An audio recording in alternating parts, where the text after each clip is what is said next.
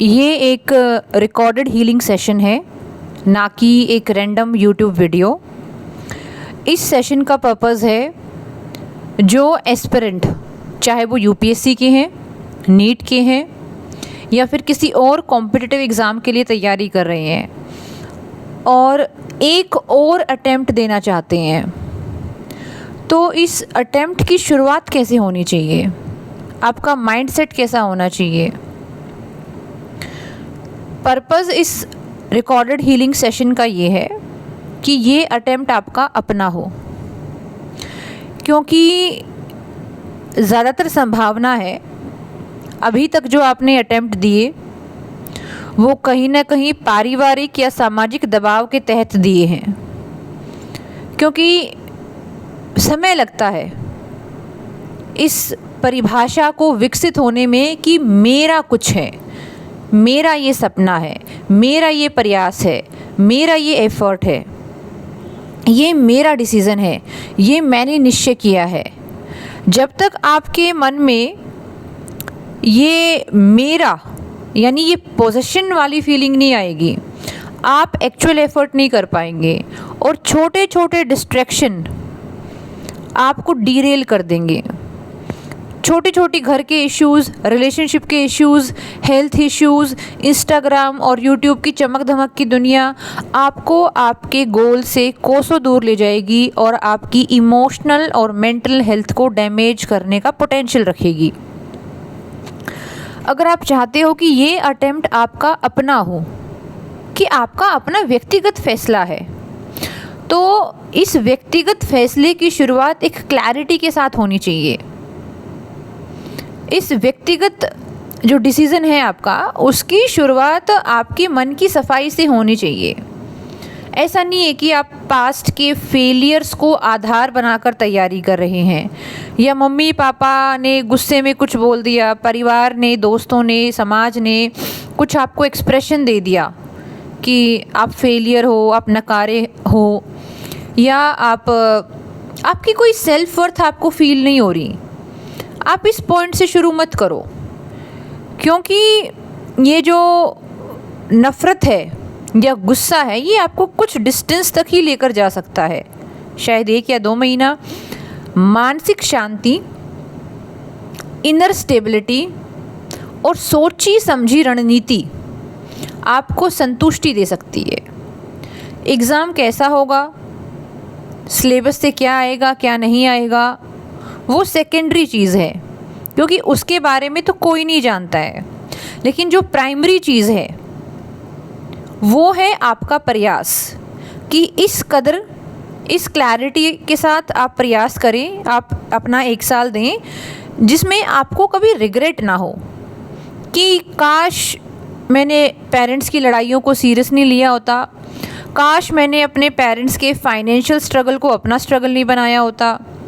क्योंकि आज के 10 साल के बाद किसी को याद नहीं होगा कि आपने कहाँ पर 1 लाख रुपए लगवाए थे, कहाँ 2 लाख रुपए लगवाए थे। वो चीज़ बहुत ही डिमिनिशिंग मैं बोलूँगी इफ़ेक्ट रखेगी, बहुत ही तुच्छ चीज़ होगी वो आज के 5 साल, 7 साल, 10 साल के बाद। काश मैंने रिलेशनशिप को इतना सिर पे नहीं चढ़ाया होता, काश मैंने उस रिलेशनशिप को इतना सीरियसली नहीं लिया होता कि फ़ोन की स्क्रीन देखना, व्हाट्सएप पे मैसेज क्यों नहीं आ रहा या कॉल क्यों नहीं आ रही, यानी काश मैंने अपने आप को अबेंडन ना किया होता। क्योंकि कई बार ना हम अपने आप को ही अनाथ छोड़ देते हैं, क्योंकि जीवन के इस सफ़र में यानी लाइफ के जिस फेज़ में फ़िलहाल हम हैं, हमको सबसे ज़्यादा अपना सपोर्ट चाहिए होता है। और हमारे आसपास का इकोसिस्टम ऐसा है कि डिस्ट्रैक्शंस की कमी नहीं है। कई बार आपको लगेगा कि साल चला गया और पता ही नहीं गया कहाँ गया। अपने आप को किस तरीके से कंडक्ट करना चाहिए, अपने फोकस को कहाँ लगाना चाहिए, किस तरह इमोशनल हार्मनी को मेंटेन करना चाहिए। ओब्वियसली आप जवान हो, आपके शरीर में हॉर्मोन्स हैं, सेक्सुअल अट्रैक्शन होना, अटैचमेंट होना सहज बात है, इजी बात है, तो उस चीज़ को सहजता के साथ ही लेना। ऐसा नहीं कि पता नहीं अचानक से ज़िंदगी में कौन सी लव बॉम्बिंग हो गई कि खुद से ध्यान चला गया, पढ़ाई से ध्यान चला गया और किसी एक इंसान के मोहताज बन के रह गए कि वो प्यार क्यों नहीं कर रहे, वो मैसेज क्यों नहीं कर रहे, वो कमिटमेंट क्यों नहीं दे रहे। बहुत सारे ऐसे एस्पिरेंट हैं जो गाइडेंस के अभाव में, क्योंकि शायद ना स्कूल हमको ये शिक्षा दे रहा है, ना परिवार से हमको ये मिल रहा है, ना कोई कोचिंग इंस्टीट्यूट पढ़ा रहा है, ना कोई यूनिवर्सिटी पढ़ा रही है कि रिलेशनशिप्स किस प्रकार के होने चाहिए और सबसे महत्वपूर्ण बात खुद के साथ किस तरीके का रिलेशनशिप होना चाहिए। क्या ये बात मामूली है कि बाहर से कोई दबाव आया और आपने सीधा अपने ऊपर ले लिया? नहीं, ये बहुत बड़ी बात है। आप अलाउ नहीं कर सकते, आप खुद को अनुमति नहीं दे सकते कि बाहर के पारिवारिक सामाजिक दबाव को, पीयर प्रेशर को आप अपने ऊपर लें, क्योंकि इसमें आप अपने ऑथेंटिक सेल्फ को वो अपॉर्चुनिटी नहीं दे पाएंगे जो आपको देनी चाहिए आगे बढ़ने के लिए। तो कई बार अपने आप को अपनी नज़र से देखना, ना कि समाज, परिवार, रिश्तेदार, यूट्यूब और इंस्टाग्राम की चमक दमक की दुनिया से। और जो इंसान जब तक खुद को अपनी नज़र से नहीं नवाजेगा, उसको खुद पता नहीं चलेगा कि कब 2 महीने चले गए, कब 6 महीने चले गए, कब साल चला गया।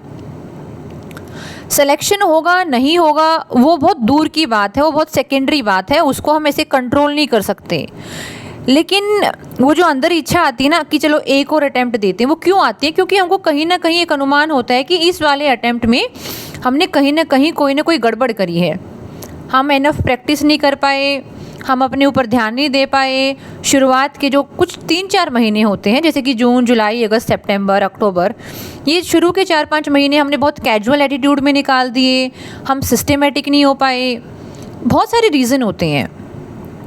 तो अपने आप को एक सही शुरुआत दी जाए, क्योंकि देखो अगर अभी आप पढ़ना शुरू करेंगे, अभी मान लीजिए आप 1 जून से भी अपनी तैयारी शुरू करते हैं, तो अगर आपने मेंटल मेकअप नहीं किया है, अगर आपने अपने मन में से फेलियर्स को नहीं निकाला है, अगर आपने मन में से उस नेगेटिव एनर्जी को नहीं निकाला है जो अभी आपके पास है, फ्रस्ट्रेशन है कि चीज़ें क्यों नहीं हो पा रही, ये अटैम्प्ट क्यों ख़राब चला गया, ये ऐसा क्यों हो गया, वैसा क्यों हो गया। पहली बात तो अटैम्प्ट लेना है कि नहीं लेना है वो आपका व्यक्तिगत डिसीजन होना चाहिए। मैं नहीं कह रही कि मैं आपको ज़बरदस्ती का मोटिवेशन नहीं दे रही कि तुमको एक अटैम्प्ट और लेना चाहिए, तुमको ये बन के दिखाना चाहिए। आप अगर आपको अटैम्प्ट लेना है, आपका व्यक्तिगत ये डिसीज़न है, तो आप लीजिए। उस अटैम्प्ट को लेने की अप्रोच क्या होनी चाहिए, वहाँ पर ये आपको गाइडेड हीलिंग जो सेशन है ये आपको हेल्प करेगा। अभी आप एक नकारात्मक, एक नेगेटिव जोन में हो, यहाँ से शुरुआत करोगे तो पूरा जून, जुलाई, अगस्त एक नेगेटिव जोन में रहोगे। थोड़ी थोड़ी पढ़ाई करोगे, थोड़ा थोड़ा अच्छा लगेगा तो थोड़े पॉजिटिव जोन में आ पाओगे। मतलब पहले तो न्यूट्रलिटी ज़ीरो में आओगे, नेगेटिव से ज़ीरो में आओगे। मान लीजिए ज़ीरो के इन्वायरमेंट में आते आते आपको 2 या 3 महीने लग गए, फिर ज़ीरो से थोड़े थोड़े पॉजिटिव में आओगे, उसमें 2-3 महीने लग जाएंगे। यानी जब तक आप एक नॉर्मल इन्वायरमेंट में आओगे, जब तक अक्टूबर या नवंबर आ जाएगा, उस टाइम पे फिर एग्ज़ाम का प्रेशर बढ़ना शुरू हो जाएगा कि आ रहा है एग्ज़ाम, आ रहा है एग्ज़ाम, आ रहा है। और फिर समय का अभाव, इतना सिलेबस रिवीजन नहीं हो पाएंगे, आपको लगेगा घूम फिर के वही साइकिल दोबारा से आ गई। मैंने सोचा था कि मैं इस वाले अटैम्प्ट को बेस्ट अटैम्प्ट बनाऊंगा, बेस्ट अटैम्प्ट बनाऊंगी, लेकिन वो तो संभव ही नहीं हो पा रहा। अब क्या किया जाए? इसीलिए आपकी जो अवेयरनेस है वो नवंबर में आए, उसकी तुलना में आप 1 जून से ही उस अवेयरनेस में आ जाए। कुछ एनर्जी को रिलीज़ कर दें, कुछ नई एनर्जी को एब्जॉर्ब करें, एक अवेयरनेस, एक चेतना लेकर आएँ। उसी चीज़ को आधार बनाकर ये हीलिंग सेशन आपके लिए है। बेसिकली एक क्लैरिटी सेशन है। क्लैरिटी आती है तो हीलिंग तो अपने आप आ जाती है। बेसिकली ये एक राइटिंग थेरेपी है। इसमें हम खुद को एक लेटर लिखेंगे ताकि हम खुद को एक क्लैरिटी दे पाएँ। ये एक एफ़र्ट वाला प्रयास है। इसमें आपको एफ़र्ट लगेगा लेटर लिखने में। आप वो लेटर लिखिए। PDF भी आपको मुहैया करवाई जाएगी। आपको व्हाट्सएप नंबर मिल जाएगा स्क्रीन के ऊपर कि आप यहाँ PDF ले सकते हैं। ओबियसली ये पेड रहेगी ताकि एक कमिटमेंट शो होता है इंसान का, उसको वो वैल्यू कर पाता है उस चीज़ को, चाहे वो बेयर मिनिमम अमाउंट ही क्यों ना दे रहा हो। लेकिन फिर भी PDF मिलेगी, उसके बावजूद भी मैं चाहती हूँ कि आप लिखें, आप ये लेटर स्वयं अपने शब्दों में लिखें। सेशन को बार बार पॉज कर करके लिखें, सोच सोच कर लिखें। कुछ चीज़ों को लेकर रोना आ रहा है, कुछ चीज़ों को लेकर गुस्सा आ रहा है, तो अपने इमोशंस को एक्सप्रेस करें, क्योंकि expression is opposite of depression. Expression होगा तभी आप हल्का महसूस करेंगे और आप एक्शन मोड में आ पाएंगे। तो अगर आप इस सेशन को गहराई से, शांति से बैठकर करते हैं, तो जो अवेयरनेस आपको शायद नवंबर में आने वाली थी, वो आप 1 जून से शुरू कर सकते हैं। फिर से दोहराऊंगी, मोटिवेशन सेशन नहीं है। आपको अटेम्प्ट लेना है कि नहीं लेना है, ये आपका व्यक्तिगत फैसला है। बस मैं फैसिलिटेट कर रही हूँ कि जो शुरुआत हो वो बिना किसी सामाजिक पारिवारिक दबाव के हो, बिना किसी फेलियर वाली फीलिंग के साथ हो। ठीक है, तो चलिए शुरू करते हैं। सबसे पहले आंखें बंद करें और मैं अपनी श्री राधा रानी जी को याद करती हूँ और आपको बहुत सारी ब्लेसिंग्स, आपको बहुत सारी पॉजिटिव एनर्जी, और अपने पत्र की शुरुआत करें। बोलिए राधे राधे, शुरू करें।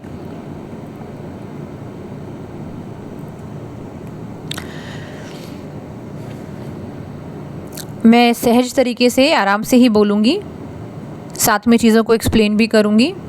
अपने साथ गहराई से बैठें, पेन पेपर आपके हाथ में, और डीप ब्रीदिंग करें। गहरी सांस,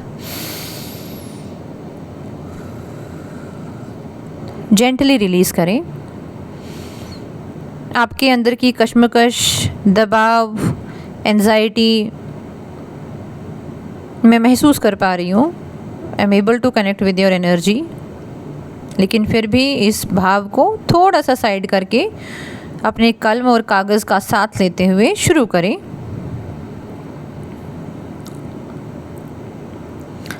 आप खुद को ही ये लेटर लिख रहे हैं, तो इसलिए लिखिए, तुम यह नया साल, यह नया प्रयास, यह नई जर्नी किस जगह से शुरू कर रहे हो। तुम यह नया साल, यह नया प्रयास, यह नई जर्नी किस जगह से शुरू कर रहे हो, क्वेश्चन मार्क। यानी आप खुद को पूछ रहे हो स्टार्टिंग पॉइंट क्या है। एक लाइन छोड़कर आगे लिखिएगा। आप खुद से पूछ रहे हो, लिखिए, क्या तुम इसे शुरू कर रहे हो पिछली असफलताओं के दर्द से? क्या तुम इसे शुरू कर रहे हो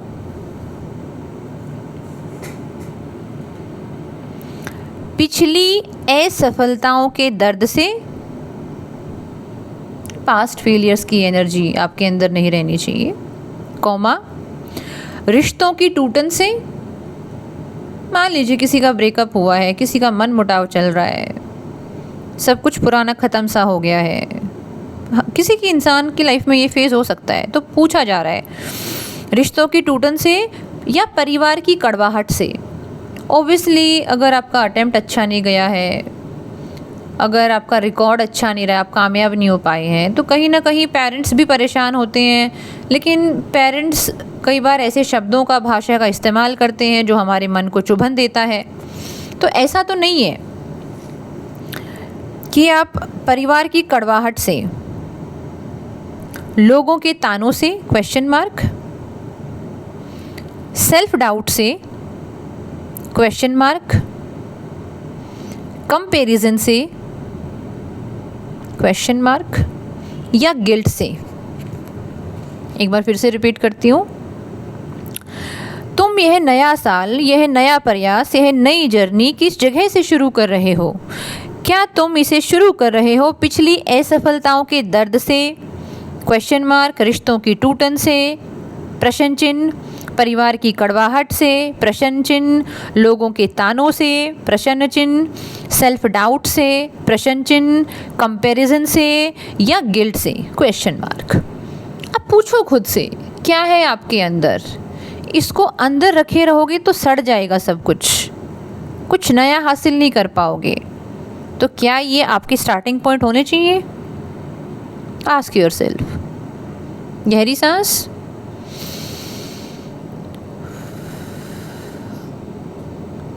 वेरी गुड। एक लाइन छोड़ के आगे लिखिएगा, अगर हाँ तो सुनो। लिखिए, अगर हाँ तो सुनो।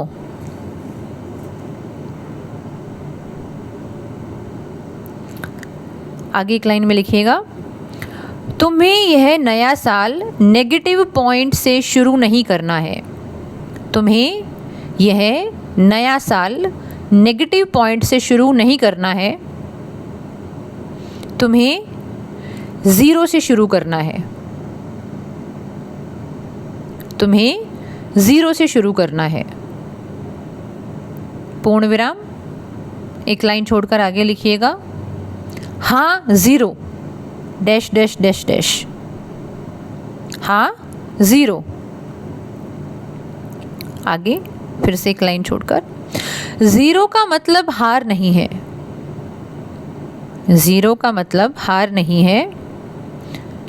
ज़ीरो का मतलब खालीपन नहीं है। ज़ीरो का मतलब है, लिखिए, ज़ीरो का मतलब है, एक एरो लगाइए और नीचे लिखिए, ज़ीरो का मतलब है न्यूट्रलिटी, फ्रेशनेस, नया आरंभ और पुराने बोझ का विसर्जन। पुराने बोझ का विसर्जन। फिर से, ज़ीरो का मतलब है न्यूट्रलिटी। न्यूट्रलिटी का मतलब है कि आप न्यूट्रल हो, आप तटस्थ हो,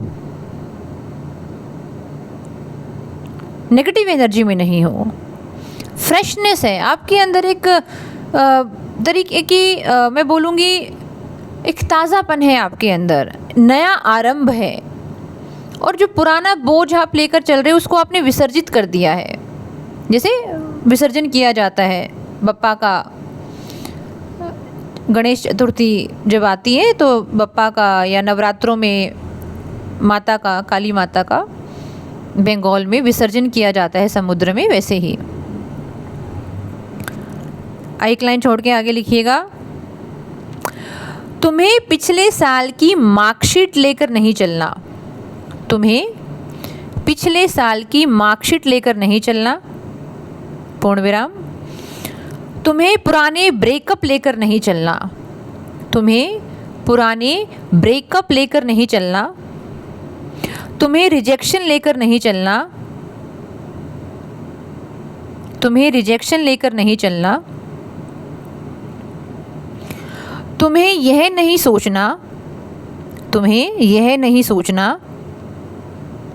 एक एरो लगा के लिखिएगा आगे, तुम्हें यह नहीं सोचना, इन्वर्टेड कोमा शुरू करिएगा, मैं पहले फेल हो चुका हूँ, शायद मैं कमज़ोर हूँ। इन्वर्टेड कोमा क्लोज करिएगा। तुम्हें यह नहीं सोचना, एरो, इन्वर्टेड कोमा, मैं पहले फेल हो चुका हूँ, चुकी हूँ, शायद मैं कमज़ोर हूँ। क्लोजिंग द इन्वर्टेड कोमा, पूर्ण विराम। एक लाइन छोड़कर आगे लिखिएगा, नहीं, तुम फेल नहीं हुए थे, तुम सीख रहे थे। खुद को क्या बोलना है? खुद को बोलना है कि तुम फेल नहीं हुए थे। अपने आप को ये फेलियर का टैग नहीं देना है, आप सीख रहे थे। शायद कुछ सीखना बाकी है, शायद थोड़ी और मैच्योरिटी बाकी है, थोड़ा बैलेंस बाकी है, थोड़ा इमोशनल स्टेबिलिटी खुद के अंदर बाकी है, शायद रिश्तों को थोड़ा और मैच्योर नज़र से देखना और सहज भाव से देखना बाकी है, शायद खुद के ऊपर और फोकस करना बाकी है। तो वो हम सीख रहे थे, हम फेल नहीं हुए हैं। आगे लिखिएगा, लेकिन अब तुम्हें दर्द से नहीं, क्लैरिटी से शुरू करना है। तुमको दर्द से नहीं, क्लैरिटी से शुरू करना है। अब इस पेज को छोड़ दीजिए, नेक्स्ट वाले पेज पर आइए और वहाँ पर आपको हेडिंग बनानी है। ठीक है, आप 1 मिनट का पॉज ले सकते हैं, इस लेटर को बार बार जितना हमने लिखा है उसको पढ़ सकते हैं, डीप ब्रीदिंग कर सकते हैं।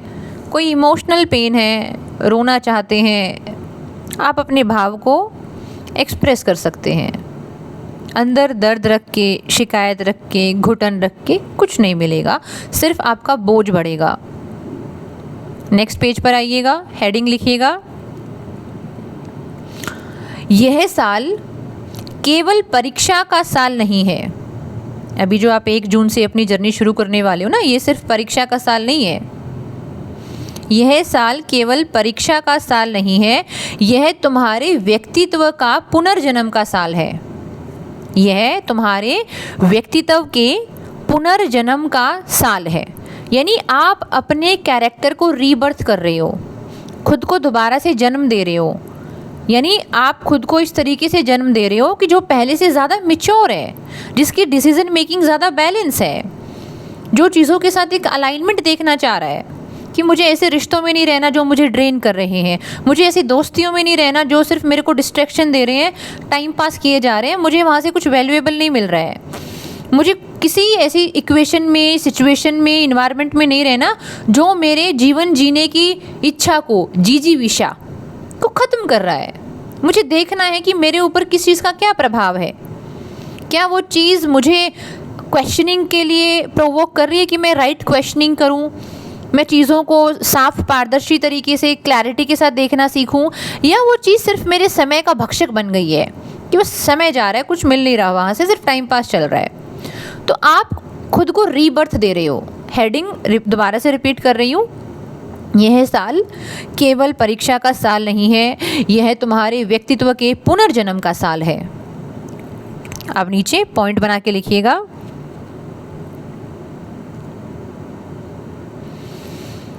तुम सोचते हो तुम UPSC, NEET, SSC, banking, JE या किसी एग्ज़ाम की तैयारी कर रहे हो। मतलब आप जिस भी एग्ज़ाम की तैयारी कर रहे हैं आप उसका नाम लिखेंगे। तुम सोचते हो तुम UPSC, NEET, SSC, banking, JE या किसी एग्ज़ाम की तैयारी कर रहे हो, लेकिन सच इससे गहरा है। लेकिन सच इससे गहरा है। आगे लिखिएगा, तुम अपने कैरेक्टर की तैयारी कर रहे हो। तुम अपने कैरेक्टर की तैयारी कर रहे हो, तुम सीख रहे हो। क्या सीख रहे हैं? एरो लगा के लिखिएगा, कैसे डिसिप्लिन बनाना है। तुम सीख रहे हो, पॉइंट नंबर 1 पॉइंट फॉर्मेट में लिखेंगे। पॉइंट 1 है कैसे डिसिप्लिन बनाना है, कैसे अनसर्टेनिटी में भी शांत रहना है। कैसे अनसर्टेनिटी में भी शांत रहना है, क्योंकि अगर आप पूरा साल शांत नहीं रहोगे तो आप एफर्ट ही नहीं लगा पाओगे, और अगर आपको अनसर्टेनिटी में शांत रहना नहीं आएगा, आप एग्ज़ाम अच्छे से नहीं कर पाओगे। आपको नहीं पता एग्ज़ाम में क्या पूछ लिया जाएगा। शायद अगर आप बहुत शांति से, बहुत गहराई से, खुद में स्थापित होकर, बिना कोई दबाव लिए, खुद से कनेक्ट होकर, रिलैक्स होकर कुछ एग्ज़ाम को अटैम्प्ट करें, क्वेश्चन को अटैम्प्ट करें, तो शायद आप किसी एक अच्छे आंसर तक, एक बैलेंस आंसर तक पहुंच पाएँ। लेकिन अगर आपको अनसर्टेनिटी में आप बौखला जाते हैं, तो इवन आपने पूरा साल भर भी कुछ सीखा, कुछ पढ़ा, आप उसको परफॉर्म नहीं कर पाओगे, क्योंकि जैसे ही थोड़ी सी अनसर्टेनिटी आएगी आपके अंदर का इंसान घबरा जाएगा। पहला पॉइंट था कैसे डिसिप्लिन बनाना है, कैसे अनसर्टेनिटी में भी शांत रहना है, कैसे इंस्टेंट प्लेजर को रोक कर लॉन्ग टर्म ग्रोथ चुननी है। कैसे इंस्टेंट प्लेजर को रोक कर लॉन्ग टर्म ग्रोथ चुननी है।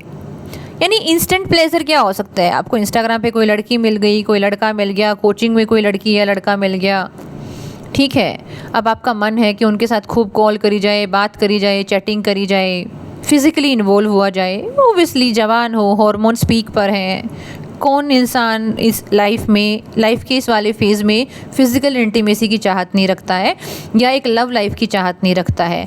लेकिन आपको ये जो प्लेज़र है, जो एक बहुत इंस्टेंट प्लेज़र है, आपको इसको समझना है कि मैं इस चीज़ में नहीं जा सकता, मैं नहीं जा सकती, क्योंकि मेरा एक लॉन्ग टर्म गोल है।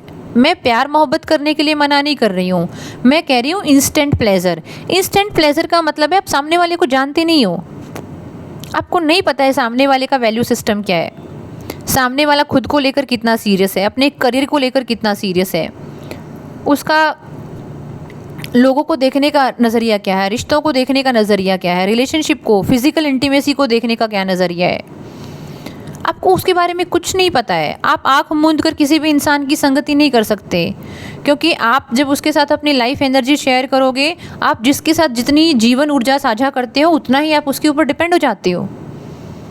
आपको नहीं पता आप किस चीज़ के ऊपर डिपेंड हो रहे हो। सामने वाला अवॉइडेंट है, इमोशनली इनस्टेबल है, नार्सिस्ट है, एंग्री है, कहीं ना कहीं खुद से ही रिसेंटमेंट है, आपको नहीं पता। टिल दैट टाइम आप नहीं जानते हो, आप नहीं डिपेंड कर सकते। तो इंस्टेंट प्लेजर से बचना है कि ये बेहुदी चीज़ों में नहीं जाना, ये बेहुदापन है। आप किसी को जान नहीं रहे, किसी को समझ नहीं रहे, और वो जानना आपका कोई टास्क नहीं होना चाहिए। ठीक है, कोचिंग करते करते, एग्ज़ाम देते देते,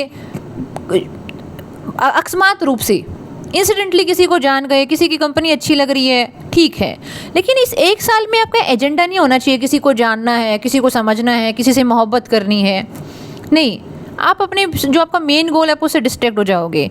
प्यार मोहब्बत करने के लिए बहुत समय मिलेगा, दुनिया में लोग कहीं भागे नहीं जा रहे हैं, लेकिन अगर आपने ये एक साल आपने ये डिसाइड किया कि ये मेरा एफ़र्ट है, ये मेरा अटेम्प्ट है, तो आपको इस तरीके की एक्सप्लोरेशन से बचना पड़ेगा, क्योंकि आप आँख मूंद कर किसी का हाथ पकड़ के नहीं चल सकते। आपको नहीं पता वो सामने वाला कौन से गड्ढे में खुद गिरने जा रहा है, आपको कहाँ गिराएगा। तो लिखिएगा, कैसे इंस्टेंट प्लेजर को रोककर लॉन्ग टर्म ग्रोथ को चुनना है, कैसे हार के बाद भी खड़ा होना है, कैसे हार के बाद भी खड़ा होना है। यानी संभव है कि आप जब 1 जून से भी शुरुआत कर रहे हैं अपने इस नए प्रयास की, संभव है कि कुछ ऐसे दिन आएंगे जहाँ पढ़ नहीं पा रहे, जहाँ पर आपके रिवीजन अच्छे नहीं हो पा रहे, जहाँ आपकी हेल्थ ख़राब चल रही है, जहाँ आपकी कहीं ना कहीं एक कंसिस्टेंसी है वो ब्रेक हो रही है। ऐसी संभव है चीज़ें होनी, लेकिन फिर भी उस चीज़ में ज़्यादा समय ख़राब किए बिना, खुद को समझकर, खुद को प्यार करके, अपने इनर चाइल्ड को हक करके कैसे आप दोबारा से खड़े हो रहे हो। ठीक है, ये बहुत मायने रखता है। आगे लिखिएगा, कैसे खुद को दुनिया के ओपिनियन से अलग देखना है। नेक्स्ट पॉइंट है, कैसे खुद को दुनिया के ओपिनियन से अलग देखना है। देखिए, दुनिया का कोई भी ओपिनियन हो सकता है। दुनिया की नज़र में आप फेलियर हो सकते हैं, आप फालतू हो सकते हैं, आप बेहुदा हो सकते हैं, आप बेशरम हो सकते हैं, आप मोटी खाल के इंसान हो सकते हैं। दुनिया की नज़र में आप कुछ भी हो सकते हैं। कुछ सोचेगा आप बेवकूफ़ हैं, बिन वजह यूपीएससी में टाइम ख़राब कर रहे हैं। कोई सोचेगा कि आप ज़्यादा चालाक बनने की कोशिश कर रहे हैं। कोई कुछ भी सोच सकता है, लेकिन खुद को दुनिया की नज़र से देखने की बजाय कि दुनिया मुझे फेलियर समझ रही है या दुनिया मुझे बेवकूफ़ समझ रही है, दुनिया की नज़र से नहीं नवाजना है अपने खुद को। दुनिया की नज़र से देखोगे तो कहीं ना कहीं आत्महिंसा होगी। खुद को अपनी नज़र से नवाजना है कि मेरा 1 साल है और मुझे इस 1 साल में बहुत अपने आप में इंटीग्रेटेड रहकर, खुद से डीपली कनेक्ट होकर अपने ऊपर काम करना है। इस कदर काम करना है कि सिलेक्शन हो या ना हो वो मेरे लिए सेकेंडरी चीज़ है। मेरे पास ये आत्मसंतुष्टि हो कि मैंने 1 साल बैठकर अपने ऊपर भरपूर प्रयास किया, भरपूर काम किया है। और जो इंसान अपने ऊपर काम करता है उसको जीवन के किसी न किसी आयाम में परिणाम अवश्य मिलते हैं। खाली हाथ नहीं जाता है कोई, विश्वास करें मेरे शब्दों पर। आगे लिखिए, 2 लाइन छोड़कर आगे लिखिएगा, यह साल रैंक से पहले तुम्हें इंसान बनाएगा। ये जो साल है ना, ये आपको रैंक से पहले, ऐसे ना ऑल इंडिया रैंक 1 है, ऑल इंडिया रैंक 15 है, 600 है, 800 है, 100 है। ये जो साल है ना आपका भी 1 जून से शुरू होने वाला है, ये आपको रैंक से पहले इंसान बनाएगा। पता है इंसान का मतलब क्या होता है? आप अपने आप को अपनी नज़र से देख रहे हो, not as a social product, सामाजिक प्रोडक्ट के तौर पर, सामाजिक उत्पाद के तौर पर नहीं देख रहे हो, क्योंकि समाज तो प्रोडक्ट पैदा करता है कि ये इसकी उम्र है, इस उम्र में शादी होनी चाहिए, इस उम्र में नौकरी लग जानी चाहिए, इस उम्र में लल्ला पैदा हो जाना चाहिए। ठीक है, तो अगर ये रैंक लाने से पहले आपको इंसान बनाएगा, जहाँ पर आप अपनी कंडीशनिंग को तोड़ोगे और जो आपका मूल स्वरूप है, इंसान हो, खुद को देखना, अपनी तासीर को देखना, आप उस चीज़ को सीखोगे। आगे लिखिएगा, अगर तुम ईमानदारी से लगे रहे, अगर तुम ईमानदारी से लगे रहे तो चाहे रिजल्ट कुछ भी हो, तुम खाली हाथ नहीं जाओगे। ये सच बात है, दोबारा से रिपीट कर रही हूँ, अगर तुम ईमानदारी से लगे रहे तो चाहे रिजल्ट कुछ भी हो, तुम खाली हाथ नहीं जाओगे। अगर तुम्हारे अंदर पेशेंस होगा, स्टेबिलिटी होगी, सेल्फ रिस्पेक्ट होगा, मैच्योरिटी होगी। मैं फिर से रिपीट कर रही हूँ, अगर तुम ईमानदारी से लगे रहे तो चाहे रिजल्ट कुछ भी हो तुम खाली हाथ नहीं जाओगे। तो खाली हाथ नहीं जाएंगे तो क्या होगा हमारे पास, ये बता रहा है तुम्हारे अंदर पेशेंस होगा, क्योंकि तुम इस 1 साल में पेशेंस को प्रैक्टिस करना सीख जाओगे। तुम्हारे पास स्टेबिलिटी होगी, तुम स्टेबल होगे, सेल्फ रिस्पेक्ट होगा, मैच्योरिटी होगी। क्योंकि कुछ लोग हैं ना 50 की उम्र में, 60 की उम्र में, 70 की उम्र में चले गए हैं, स्टेबिलिटी ही नहीं है, पेशेंस नहीं है, खुद की रिस्पेक्ट नहीं कर पा रहे, खुद की सेल्फ वर्थ ज़ीरो हो रही है।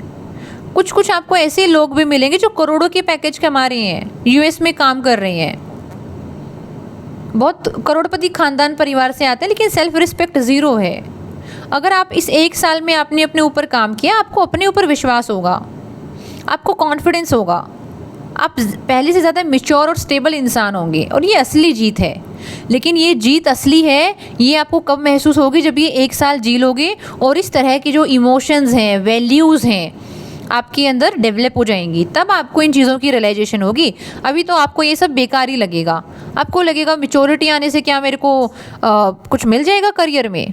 बहुत फ़र्क पड़ता है, जब आप मैच्योर होते हैं तो आप अननेसेसरी का दबाव अपने ऊपर लेना बंद करते हैं, आप खुद को साबित करना बंद करते हैं, आप बाहर से प्यार मांगना बंद करते हैं, आप साथ मांगना बंद करते हैं, आप खुद के साथ खड़ा होना सीखते हैं, खुद को अपनी नज़र से देखना शुरू करते हैं। और अगर आपके पास पेशेंस है, आपके पास मैच्योरिटी है, आपके पास अपना साथ है, तो यकीनन आप ज़िंदगी में कुछ ना कुछ बेहतरीन करने की क्षमता रखते हैं। आगे लिखिएगा, अगेन फिर से एक पेज चेंज करना है, एक नई पेज पे नई हेडिंग बनानी है, क्योंकि ये चीज़ इतनी महत्वपूर्ण है कि ये अलग अलग पेज डिज़र्व करती हैं। आगे लिखिएगा, रिजल्ट की पूजा मत करो, एफर्ट की पूजा करो। हेडिंग लिखिएगा, रिजल्ट की पूजा मत करो, एफर्ट की पूजा करो। इसमें फिर पॉइंट वाइज फॉर्मेट में लिखेंगे, तुम्हारे हाथ में रिजल्ट नहीं है, तुम्हारे हाथ में रिजल्ट नहीं है, लेकिन तुम्हारे हाथ में क्या है, क्वेश्चन मार्क। लेकिन तुम्हारे हाथ में क्या है, लिखिएगा पॉइंट फॉर्मेट में। 7 पॉइंट्स हैं। फर्स्ट है तुम्हारी कंसिस्टेंसी, सेकंड तुम्हारा रिवीजन, थर्ड तुम्हारी नींद, फोर्थ तुम्हारी स्ट्रेटजी, फिफ्थ तुम्हारा न्यूट्रिशन, सिक्स्थ तुम्हारा फोकस एंड सेवेंथ तुम्हारी honesty. Repeating it again, consistency, revision, नींद, स्ट्रेटजी, न्यूट्रिशन, फोकस और ऑनेस्टी। तुम्हारा काम यूनिवर्स से रिजल्ट छीनना नहीं है, तुम्हारा काम यूनिवर्स से रिजल्ट को छीनना नहीं है कि रिजल्ट छीन कर लेकर आना है। तुम्हारा काम है इतना सच्चा एफर्ट देना कि तुम्हारा आत्मसम्मान जाग जाए, तुम्हारा आत्मसम्मान जाग जाए। तुम्हारा काम है इतना सच्चा एफर्ट करना। जब एफर्ट सच्चा होता है, लिखिएगा, जब एफर्ट सच्चा होता है तो डर कम हो जाता है। जब एफर्ट सच्चा होता है तो डर कम हो जाता है, क्योंकि फिर तुम खुद को धोखा नहीं दे रहे होते, क्योंकि तुम फिर खुद को धोखा नहीं दे रहे होते, क्योंकि हम खुद को धोखा दे रहे हैं। अगर देखिए आप कंसिस्टेंट नहीं है, क्यों कंसिस्टेंट नहीं है, क्योंकि एनर्जी कहीं ना कहीं ड्रेन हो रही है, किसी न किसी यूट्यूब कंटेंट में, इंस्टाग्राम के कंटेंट में जा रही है, किसी रिलेशनशिप की लड़ाइयों में जा रही है, मम्मी पापा से बहस करने में जा रही है, कहीं ना कहीं अपने पॉइंट को ज़बरदस्ती प्रूव करने में जा रही है, लोगों के वैलिडेशन में जा रही है। एनर्जी वहाँ जा रही है तो कंसिस्टेंसी कैसे आएगी? ठीक है, रिविज़न, जो तुम्हारे हाथ में तुम्हारा रिवीजन, अगर रिवीजन अच्छे हो रहे हैं और तुम बहुत ही सिस्टमेटिक तरीके से रिवीजन कर रहे हो, हर छठे दिन 7वें दिन रिवीजन हो रहा है या शाम में 1 घंटा रिवीजन हो रहा है, तुम्हारी नींद, तुम एक अच्छी नींद के बिना कुछ नहीं कर पाओगे। इस शरीर की कद्र करना, ये करोड़ों की चीज़ है। शरीर करोड़ों की, अरबों की, खरबों की चीज़ है। जो साइंटिस्ट हैं वो, नासा के साइंटिस्ट कहीं ना कहीं मार्स तक, जुपिटर्स तक पहुंच गए हैं, इतनी साइंटिफिक टेक्नोलॉजी डेवलप कर ली है, लेकिन आज तक एक ऐसी मशीन नहीं बना पाए जो रोटी खाने से खून बना दे। हम रोटी खाते हैं, शरीर खून बना रहा है, दुनिया में ऐसी मशीन नहीं है। गाय घास खा रही है, घास खा के वो दूध पैदा कर पा रही है, ऐसी कोई व्यवस्था नहीं है पूरी दुनिया में। इस नेचर ने बड़ी इज्जत और प्रेम के साथ आपको बनाया है। तो इस शरीर को आराम देना और इसके पोषण का ध्यान रखना, न्यूट्रिशन, अगर आप इसके पोषण का ध्यान नहीं रखोगे ये बेकार हो जाएगा। कुछ लोगों में गलत आदतें लग जाती हैं, मास्टरबेट करना, पोर्न वीडियोस देखना, वो बार बार अपने शरीर का प्रयोग करते हैं प्लेजर के लिए, एक टूल के तौर पर। शरीर कमज़ोर हो जाता है। आप करोड़ों की, लाखों की, अरबों खरबों की चीज़ को एक दो आने के प्लेजर के लिए, बेसिकली अपने बोर्डम को दूर करने के लिए, अपनी हार वाली फीलिंग को दूर करने के लिए इस्तेमाल कर रहे हो। उस बोर्डम को दूर करने के अन्य तरीके हो सकते हैं। उस हार वाली फीलिंग को रिलीज़ किया जा सकता है, एक्टिव हुआ जा सकता है, बहुत सारे अन्य तरीके हैं। इसीलिए अपने न्यूट्रिशन का ख्याल रखना, अपनी नींद का ख्याल रखना और अपने फोकस का, कि फोकस जा कहाँ रहा है। अगर आप अननेसेसरी जगह पे फोकस लगाओगे, जहाँ एनर्जी फ्लो करेगी वहाँ पे वैसे ही रिजल्ट मिलेंगे। ठीक है, आपकी ऑनेस्टी, खुद से ईमानदार रहना कि मेरा फोकस कहाँ है, मेरा न्यूट्रिशन कहाँ है, मेरी नींद कहाँ है, मेरी कंसिस्टेंसी कहाँ है। इसीलिए अगर तुम इन चीज़ों पे काम करोगे तो तुमको यूनिवर्स से कोई रिज़ल्ट को छीनने की ज़रूरत है ही नहीं कि रिज़ल्ट छीनना पड़ेगा। तुम्हारा काम क्या है कि एफर्ट इतना सच्चा किया कि अंदर आत्मसम्मान आ गया, खुद के प्रति रिस्पेक्ट आ गई, खुद के प्रति इतनी रिस्पेक्ट आ गई कि अब तो जिस भी फील्ड में जाएंगे झंडे गाड़ देंगे। यहाँ कामयाब नहीं हो पाए तो कहीं कुछ और कर लेंगे, वहाँ नहीं होंगे तो कुछ और कर लेंगे, क्योंकि हमको एक नौकरी के पीछे नहीं भागना है।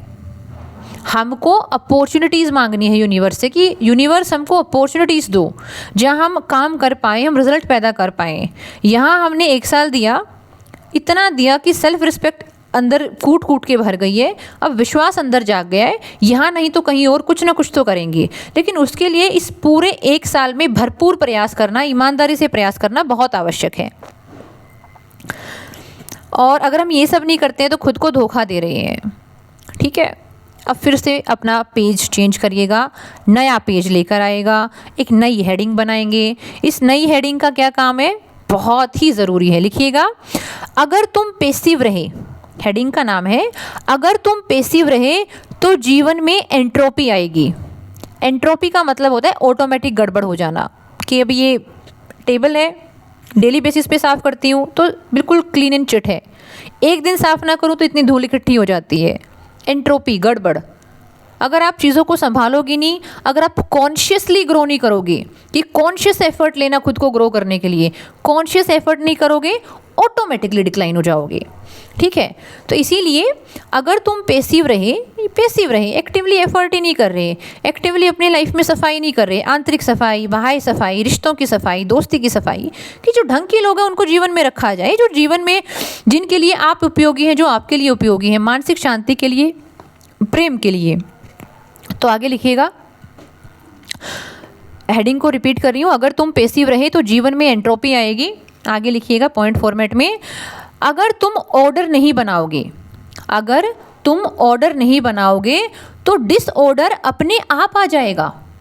अगर तुम ऑर्डर नहीं बनाओगे डिसऑर्डर अपने आप आ जाएगा, मतलब ऑटोमेटिकली डिक्लाइन मोड में चले जाओगे अगर कॉन्शियसली ग्रो नहीं किया तो। लिखिएगा, कन्फ्यूज़न बढ़ेगा, ओवर थिंकिंग बढ़ेगी, प्रोक्रेस्टिनेशन बढ़ेगा, फ़ोन एडिक्शन बढ़ेगा और इमोशनल कियोस बढ़ेगा।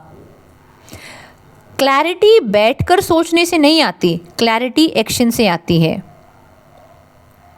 क्लैरिटी बैठकर सोचने से नहीं आती, क्लैरिटी एक्शन से आती है। इसीलिए तुम्हें एक्टिव एफर्ट चाहिए, इसीलिए तुम्हें एक्टिव एफर्ट चाहिए, थोड़ा, रोज़ लेकिन सच्चा। थोड़ा थोड़ा एक्टिव एफर्ट आपको चाहिए, थोड़ा हो लेकिन रोज़ हो और सच्चा हो, ऑनेस्ट हो।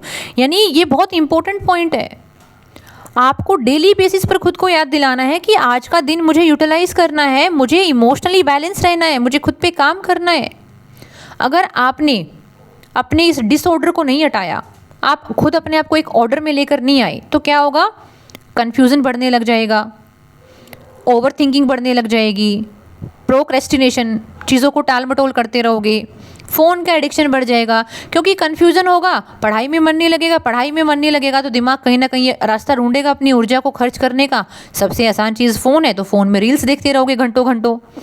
ठीक है, इमोशनल कियोस बढ़ेगा, क्योंकि अगर आपके पास क्लैरिटी नहीं है तो अनाप शनाप रिश्तों को अट्रैक्ट करोगे, अनाप शनाप लोगों में अपनी एनर्जी दोगे, वो लोग अपनी जो कूड़ा करकट है आपके ऊपर डालेंगे, उस कियोस को समेटते समेटते आपका पूरा साल भर चला जाएगा। इसीलिए क्लैरिटी ऐसे बैठ के सोचने से नहीं आएगी, क्लैरिटी में एक्शन लेना होता है।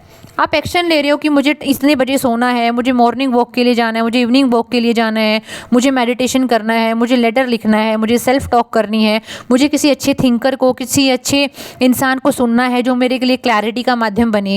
एक्टिव एफर्ट, अगर आप एक्टिव एफर्ट नहीं करोगे, कियोस अपने आप आ जाएगा, डिसऑर्डर अपने आप आ जाएगा बिन बुलाए मेहमान, और नहीं जाएगा। इसीलिए तुमको एक्टिव एफर्ट लेना है, थोड़ा लो लेकिन रोज़ लो, और वो एफर्ट ऑनेस्ट होना चाहिए, सच्चा होना चाहिए। ठीक है, नाउ अगेन अपने पेज को चेंज करो, नेक्स्ट वाले पेज पर जाओ। ठीक है, अगले वाले पेज पे जाइए और लिखिए अपनी इमोशनल एनर्जी की रक्षा करो। अपनी इमोशनल एनर्जी की रक्षा करो। इमोशनली आप अपने आप को आपको प्रोटेक्ट करना, ये हेडिंग है आपकी। आगे लिखिएगा, तुम्हारी सबसे महंगी चीज़ पैसा नहीं है। तुम्हारी सबसे महंगी चीज़ पैसा नहीं है, यानी अभी आप लाइफ के जिस फेज़ में हो ना, पैसा आपके लिए उतना ज़रूरी नहीं है, महंगी चीज़ है ही नहीं पैसा फ़िलहाल आपके लिए। तुम्हारी अटेंशन है। तुम्हारी सबसे महंगी चीज़ पैसा नहीं है, तुम्हारी अटेंशन है, तुम्हारी एनर्जी है। और अभी वे कहाँ जा रही है? Question mark. तुम्हारी अटेंशन, तुम्हारी एनर्जी कहाँ जा रही है? तुमने आज अपने घर वालों के 2 लाख 3 लाख खर्च करवा दी, 10 साल के बाद किसी को याद नहीं है, कोई नहीं याद कर रहा किसने क्या करवाया था, सब समहाउ मूव ऑन हो जाते हैं। फाइनेंशियल स्ट्रगल कहीं ना कहीं जाके ख़त्म हो जाते हैं, कुछ ना कुछ हो जाता है अल्टीमेटली, कोई भूखा नहीं मर रहा होता। ठीक है, लेकिन तुम्हारे लिए पैसा नहीं, फ़िलहाल पैसे से भी ज़्यादा ज़रूरी तुम्हारी अटेंशन है, तुम्हारी एनर्जी है। अगर तुम्हारी एनर्जी ओवर थिंकिंग करने में जा रही है, तुम घर वालों की स्ट्रगल को अपना स्ट्रगल बना रहे हो। बहुत सारे बच्चे हैं जो कोचिंग नहीं कर रहे, बहुत सारे बच्चे हैं जो पढ़ नहीं पा रहे, वो अपने ऊपर इन्वेस्ट नहीं कर रहे, अपनी इमोशनल हेल्थ में, अपनी मेंटल हेल्थ में, अपने न्यूट्रिशन में, अपनी पढ़ाई में, क्योंकि हमारे घर वाले से कैसे पैसे मांगे। आप अगर किसी वाजिब वजह से पैसे मांगोगे तो आपके घर वालों को प्राउड फील होगा। अगर आप एफर्ट करते हुए नज़र आओगे, मेहनत करते हुए नज़र आओगे, तो आपके घर वालों को अच्छा लगेगा और आपके कामयाब होने की संभावना बढ़ जाएगी। लेकिन अगर आप ऐसे ही कंजूसी करते रहे, घर वालों के स्ट्रगल को अपना बनाते रहे, आपके घर वालों ने आपको पैदा किया है, आपने उनको पैदा नहीं किया, उन्होंने पैदा किया, बड़ा किया, पढ़ाया लिखाया, इस कदर आपको बनाया है कि आप किसी कॉम्पिटिटिव एग्ज़ाम की तैयारी करें। और वहाँ पर अगर आपकी कोई वाजिब वजह है, कोई ज़रूरत है, उसे मांगिए, कतराए मत, हिचके मत। इसीलिए आपको लिखना है, दोबारा से रिपीट कर रही हूँ, तुम्हारी सबसे महंगी चीज़ पैसा नहीं है, तुम्हारी अटेंशन है, तुम्हारी एनर्जी है, और अभी वह कहाँ जा रही है? Question mark. अब पॉइंट, यहाँ पे पॉइंट होंगे 8 पॉइंट्स हैं। 1, unnecessary calls. 2, endless texting, validation की क्रेविंग, कंपैरिजन, सोशल मीडिया, पुराने रिश्ते, फैमिली ड्रामा, दूसरों की एक्सपेक्टेशंस। फिर से रिपीट करती हूँ, अननेसेसरी कॉल्स। आपने 1 घंटा बात करी, क्या आउटपुट निकला वहाँ से?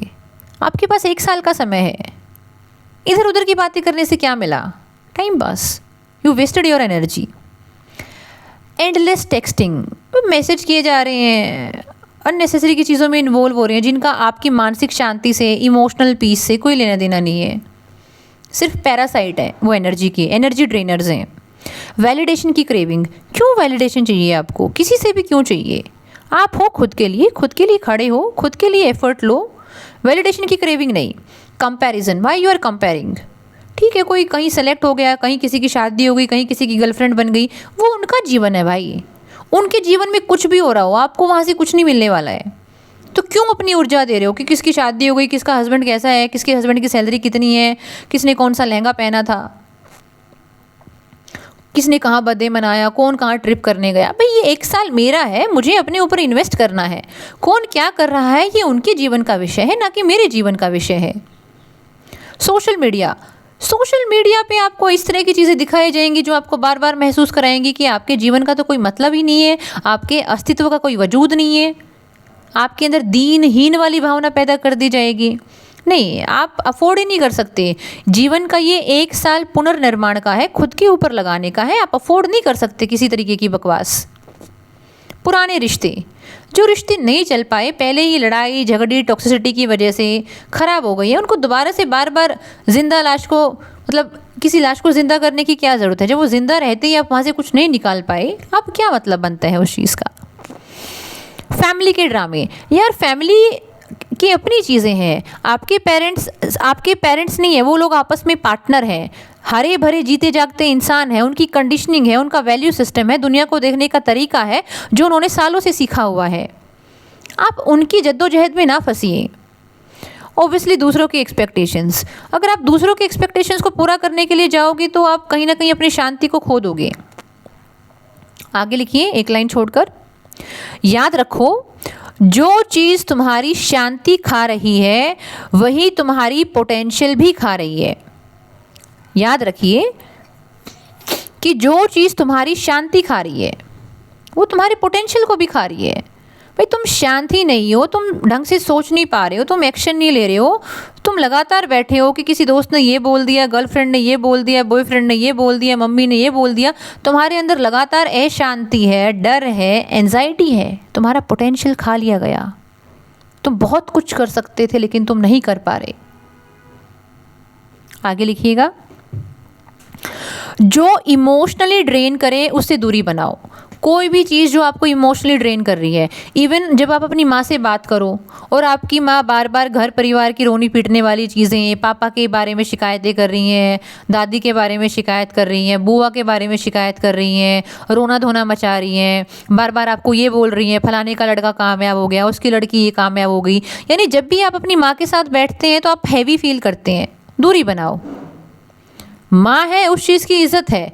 अगर माँ को किसी चीज़ की आवश्यकता है आप उसकी पूरी करें। इमोशनल सपोर्ट देना है, कुछ फाइनेंशियल सपोर्ट दे सकते हैं, कुछ भी, लेकिन आप ये कंपनी डिज़र्व नहीं करते, ये एनर्जी डिज़र्व नहीं करते।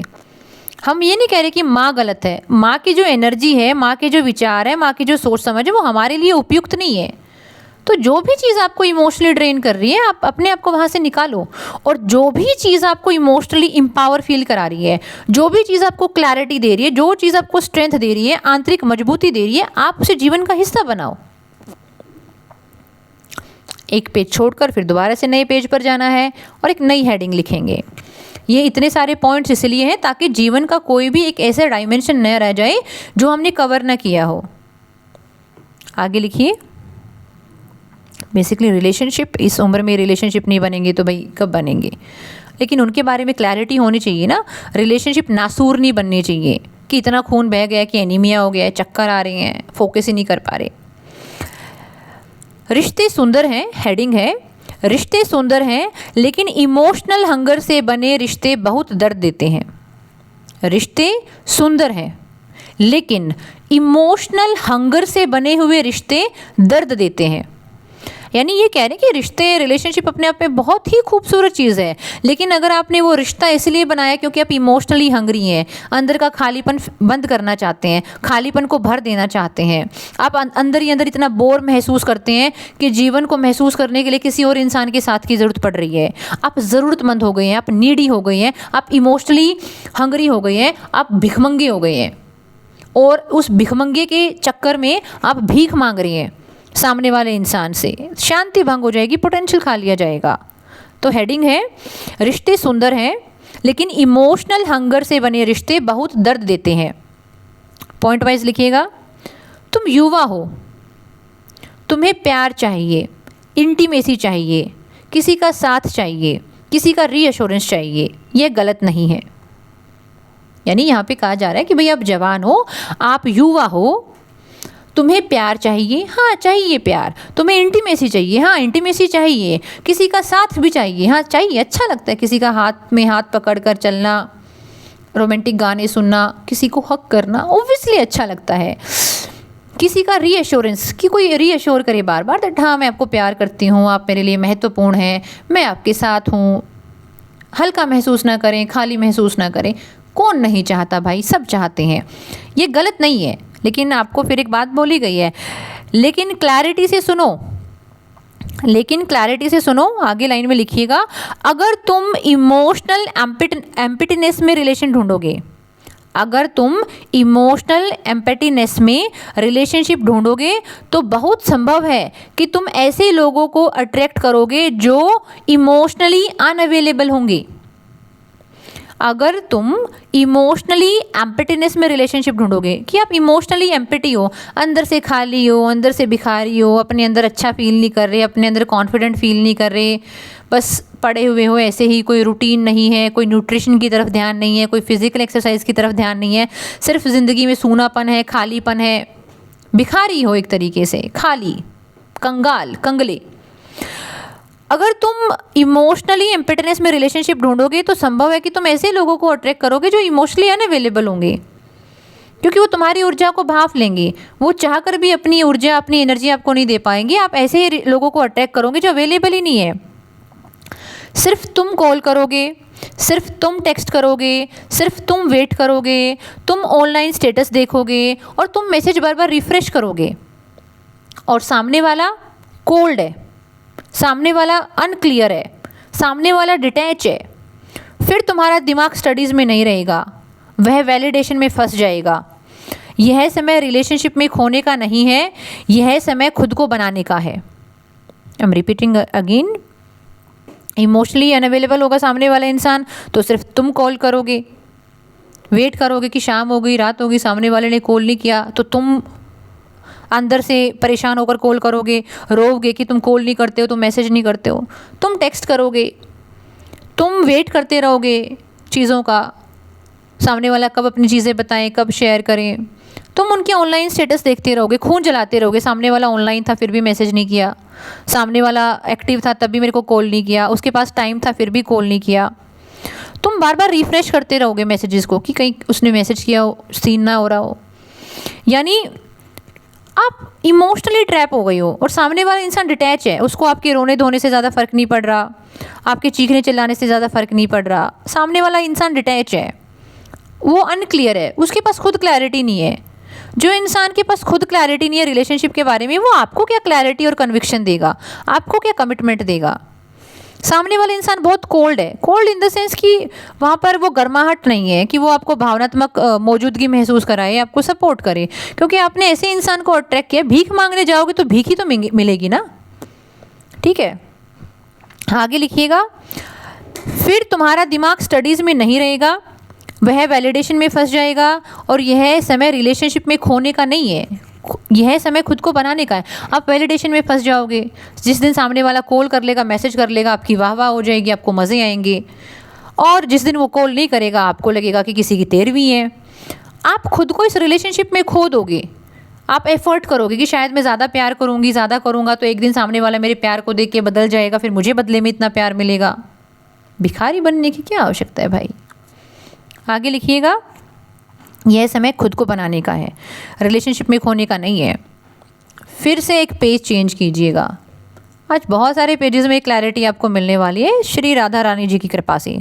लिखिएगा, तुम्हारी डिज़ायर गलत नहीं है लेकिन उन्हें दिशा चाहिए। तुम्हारी डिज़ायर गलत नहीं है लेकिन उनको दिशा चाहिए, डायरेक्शन चाहिए। कौन से डिज़ायर्स की बात करेंगे, लिखिए। तुम्हारे अंदर इंटीमेसी की इच्छा है, भाई इस उम्र में होती है, हॉर्मोन्स पीक पे होते हैं, शरीर रिप्रोडक्शन के लिए रेडी होता है, जो मूवीज़ हैं, जो गाने हैं, जो इंस्टाग्राम की रील है, सब माहौल बना रही होती है। कोई तो साथी हो भाई जिसका हाथ पकड़कर वॉक के लिए जाया जाए, डिनर डेट के लिए जाया जाए, घूमना फिरना जाया जाए, ठीक है।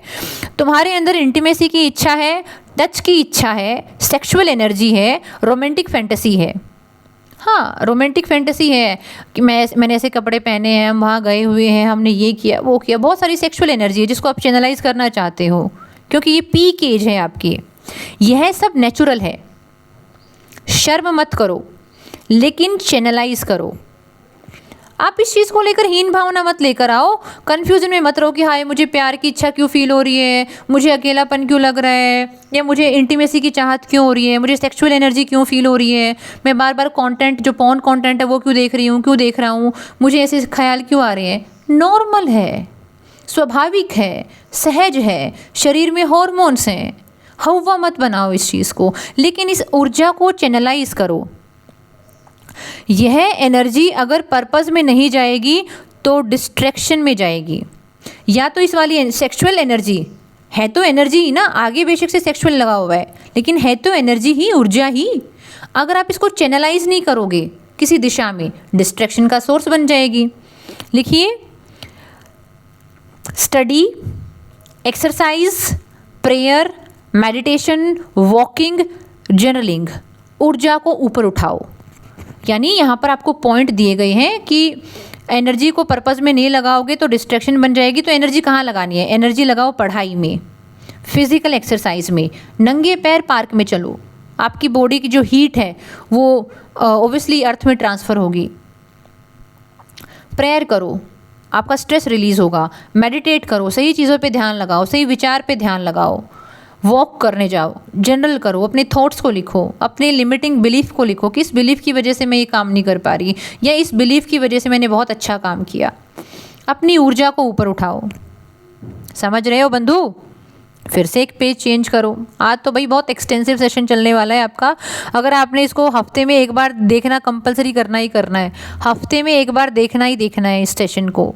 अगर आप तैयारी में लगे रहना चाहते हो, आप चाहते हो कि आपके अंदर आत्मसम्मान पैदा हो, आपके अंदर मजबूती आए, क्लैरिटी आए, तो आपको ये सेशन हफ्ते में एक बार तो देखना ही देखना है, पूरे साल भर, हर हफ्ते में एक बार, ताकि आप डिस्ट्रैक्ट ना हो। आगे अगले पेज पर लिखिएगा हेडिंग बनाकर, परिवार से प्रेम रखो लेकिन उनका बोझ मत उठाओ। फैमिली के बारे में, फैमिली की वजह से बहुत सारे बच्चे डिस्टर्ब रहते हैं। हेडिंग बनाओ, परिवार से प्रेम रखो लेकिन उनका बोझ मत उठाओ। लिखिएगा इन अ डिटेल्ड मैनर। तुम्हारे माता पिता हार्श हो सकते हैं, हार्श का मतलब कड़वे हो सकते हैं तुम्हारे ऊपर। तुम्हारे माता पिता हार्श हो सकते हैं, जज कर सकते हैं, ताने दे सकते हैं, लेकिन बहुत बार उनके हार्श वर्ड्स के पीछे फियर होता है, लेकिन बहुत बार उनके कड़वे शब्दों के पीछे उनका डर होता है। वह तुम्हारे भविष्य को लेकर चिंतित होते हैं। उनसे नफरत मत करो, लेकिन उनकी हर बात को अपने नर्वस सिस्टम पर मत बैठाओ। लेकिन उनकी हर बात को अपने नर्वस सिस्टम पर मत बैठाओ। दोबारा से बोल रही हूँ मैं, लिखिएगा। तुम्हारे माता पिता हार्श हो सकते हैं, जज कर सकते हैं, ताने दे सकते हैं, लेकिन बहुत बार उनके कड़वे शब्दों के पीछे एक डर होता है। वह डर है तुम्हारे भविष्य का, भविष्य को लेकर चिंतित होते हैं। उनसे नफरत मत करो, लेकिन उनकी हर बात को अपने नर्वस सिस्टम पर मत बैठाओ। तुम्हें बाउंड्रीज चाहिए। तुम उनके बच्चे हो, उनके थेरेपिस्ट नहीं हो। तुम उनके बच्चे हो, थेरेपिस्ट नहीं हो। रिस्पेक्ट रखो, लेकिन अपना फोकस बचाओ। आपको अपना फोकस बचाना है। बहुत सारे बच्चे ना अपने पेरेंट्स को समझाने में बहुत एनर्जी लगाते हैं। मम्मी आपको ऐसा बिहेव करना चाहिए, पापा आपको ऐसा बिहेव करना चाहिए। बहुत सारे बच्चे अपने पेरेंट्स के ओपिनियन को चेंज करने की कोशिश करते हैं। फिजूल है, आप नहीं कर पाएंगे।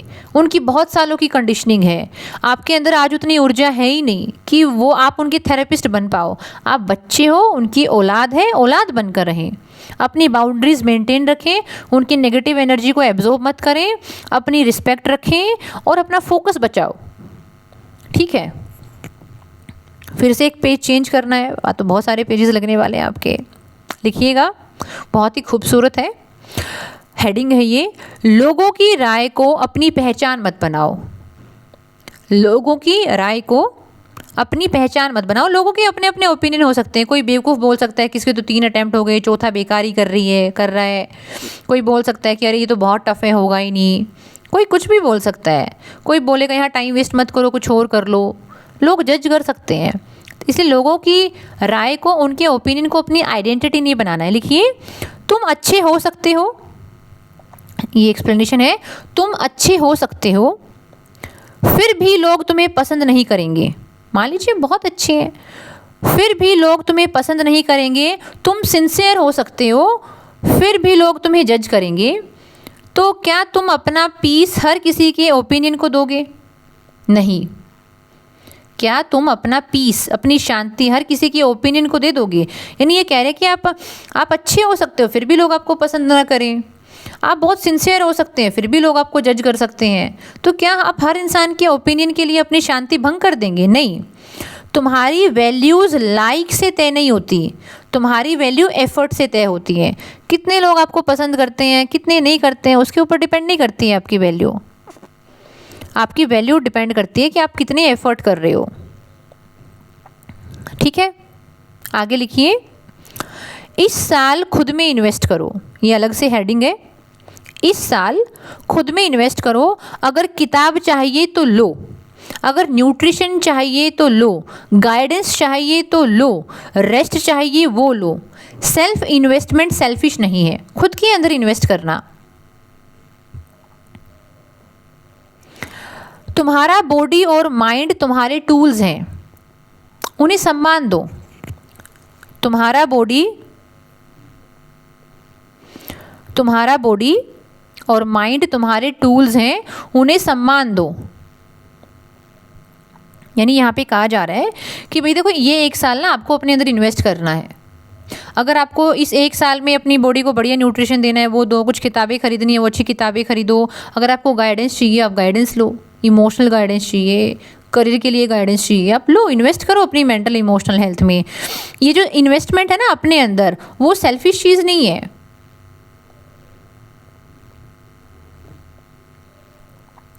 तुम्हारा बॉडी और माइंड तुम्हारे टूल्स हैं, तुम्हारा बॉडी और माइंड तुम्हारे टूल्स हैं, उन्हें सम्मान दो।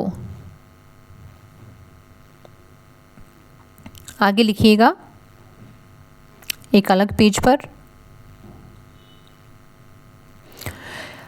ये एक नया डायमेंशन जो है हम खोल रहे हैं। हर टॉपर की स्ट्रेटजी तुम्हारी स्ट्रेटजी नहीं है। हर टॉपर की स्ट्रेटजी तुम्हारी स्ट्रेटजी नहीं है। यानी बहुत सारे लोग हैं अलग अलग टॉपर्स की वीडियो देखते हैं, फिर उनकी स्ट्रेटजी को अपनाते हैं, फिर लगता है अरे हमसे तो इतनी पढ़ाई नहीं हो रही, हमसे तो इतने रिवीजन नहीं हो रहे।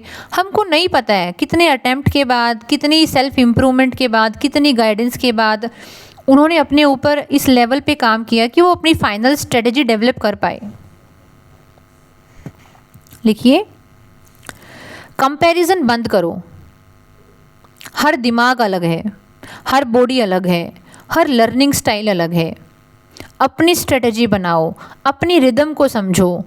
कंसिस्टेंसी कॉपी करने से नहीं आती, सेल्फ अवेयरनेस से आती है।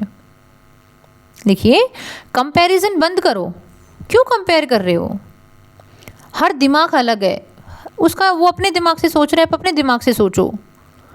हर बॉडी अलग है, सामने वाला हो सकता है बहुत ज़्यादा एक्टिव हो, या सामने वाला हो सकता है बहुत ज़्यादा लेथार्जिक हो, शायद इसलिए उसने नोट्स नहीं बनाए, लेकिन शायद आपके लिए नोट्स बनाना ज़रूरी है। हर इंसान का लर्निंग स्टाइल अलग है, किसी को वीडियो लेक्चर देख के समझ में आता है, किसी को नोट्स बना के समझ में आता है, किसी को सिर्फ सिंपली बुक पढ़ने से समझ में आता है। अपनी स्ट्रेटजी खुद बनाओ, अपनी रिदम को समझो। कंसिस्टेंसी कॉपी करने से नहीं आती। आप किसी को कॉपी करोगे तो कितने दिन कंसिस्टेंट रह पाओगे? 1 दिन, 2 दिन, 4 दिन, 10 दिन, उसके बाद तो नहीं। सेल्फ अवेयरनेस से आती है। आगे लिखिएगा,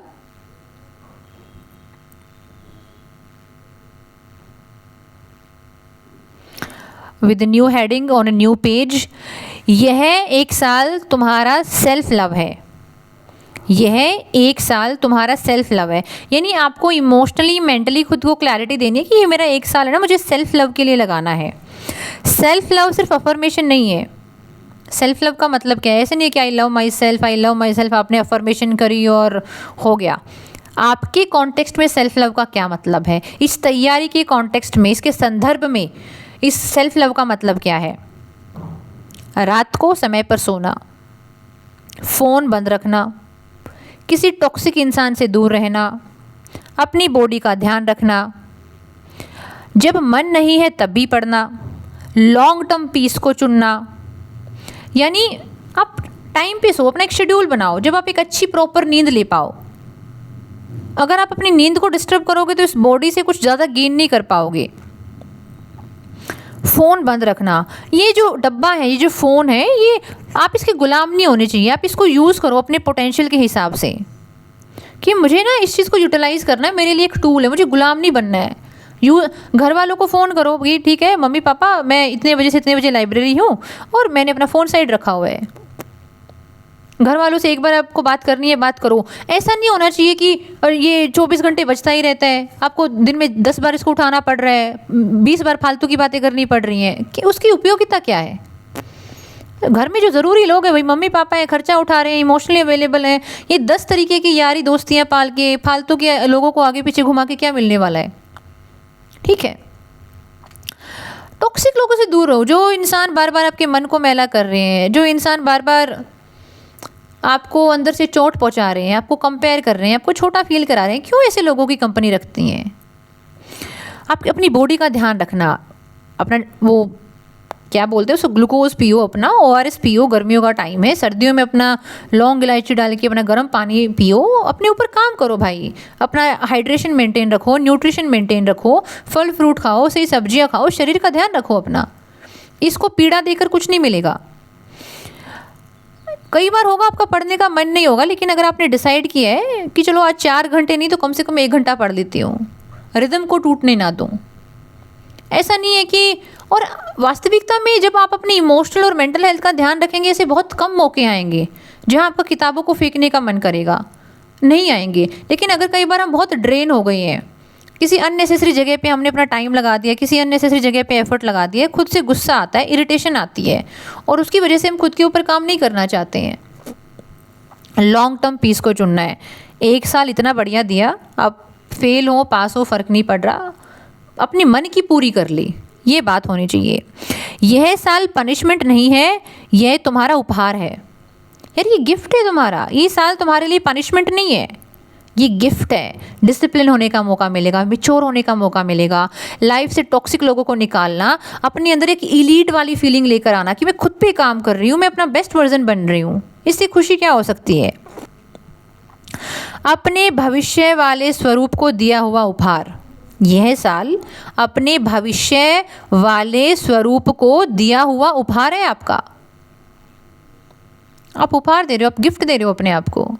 यानी जो आपका फ्यूचर सेल्फ होगा ना, जो आज से 5 साल के बाद 10 साल के बाद आप जियोगे, आपको 5 साल के बाद अपने ऊपर गर्व होगा कि सिलेक्शन हुआ नहीं हुआ वो सेकेंडरी बात है, लेकिन उस 1 साल आप जम के मेहनत करी और उस 1 साल में इतनी क्लैरिटी, इतनी मेच्योरिटी आ गई कि उस क्लैरिटी को, उस मेच्योरिटी को मैंने इस वाले फील्ड में लगाया और कामयाबी ले ली। कामयाबी ज़रूरी नहीं है उसी फील्ड से आए, लेकिन अगर आपके पास राइट वैल्यूज़ हैं, आपके पास डिसिप्लिन है, आपके पास पीस ऑफ माइंड है, आपको लोगों को समझना आता है, आपको समझ में आ रहा है किस माहौल में रहना चाहिए, किस माहौल में नहीं रहना चाहिए, अगर आपको समझ में आ रहा है किस इंसान की बात को पर्सनल लेना है, किसको नहीं लेना है, अगर आपको समझ में आ रहा है कि आपको अपनी ऊर्जा को कैसे मेंटेन करना है, कैसे कंजर्व करना है, you will get it. Last में एक पेज फिर से नया खोलिएगा और उस पर लिखिएगा, सबसे लास्ट वाला पैराग्राफ है, और अगर डर लग रहा है कि फिर असफल हो जाऊंगा, हेडिंग है, और अगर डर लग रहा है कि फिर असफल हो जाऊंगा, नीचे लिखिएगा, तो मेरी बात याद रखना, अगर तुमने ईमानदारी से यह साल जिया तो तुम हार कर भी नहीं हारोगे। अगर तुमने ईमानदारी से यह साल जिया तो तुम हार कर भी नहीं हारोगे, क्योंकि तुम्हारे अंदर एक नया इंसान जन्म ले चुका होगा।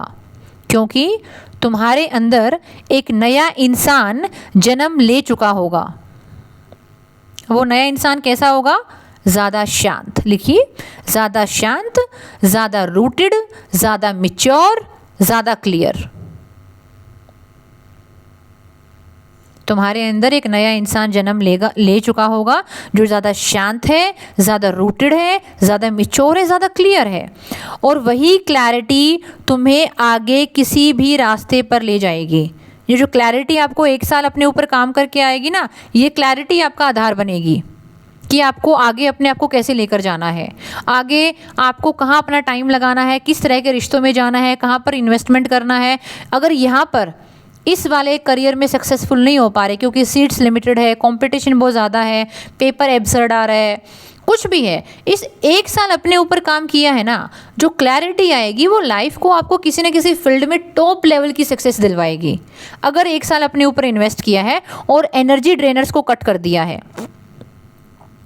आगे लिखिएगा। अब आप खुद को लिख रहे हैं अगले पेज पर, this is the last page. तो आज से अब से हम अपनी यात्रा शुरू करते हैं। आज से अब से अपनी यात्रा शुरू करते हैं।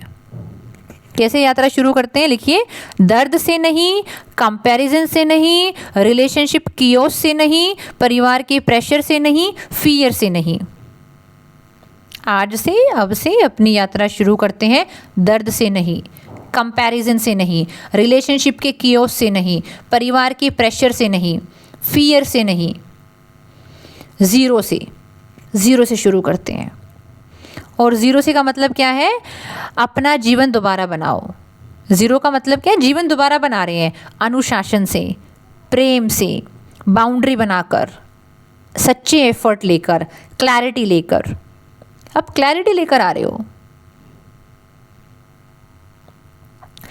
एक दिन तुम पीछे मुड़कर देखोगे और कहोगे थैंक यू कि मैंने हार मानने की जगह खुद को एक और ईमानदार मौका दिया।